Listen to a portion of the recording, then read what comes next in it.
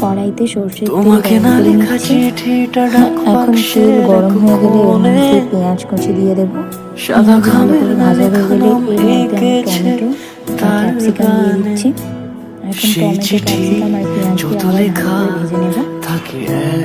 এরপর এর মধ্যে আমি রসুন বাটা আদা বাটা দিয়ে দেবো এবং এটাকে ভালো করে আবার এর মধ্যে মিশিয়ে নেব।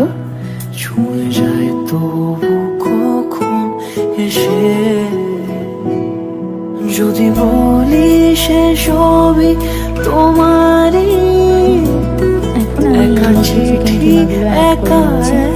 এখন মশলার সাথে ভালো করে চিকেন কিমাটা আমি যদি বলি সে সবই তোমারই।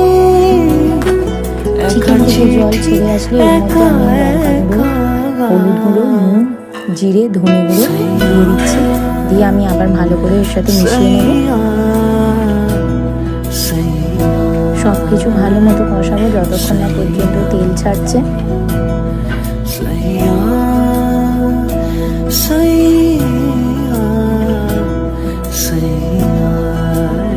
এখন এর মধ্যে কিছুটা গরম জল অ্যাড করে নিচ্ছি। জলটা একটু ফুটে এলে, একটু কমে এলে এর মধ্যে আমি এখন ধনে পাতা অ্যাড করে দেব।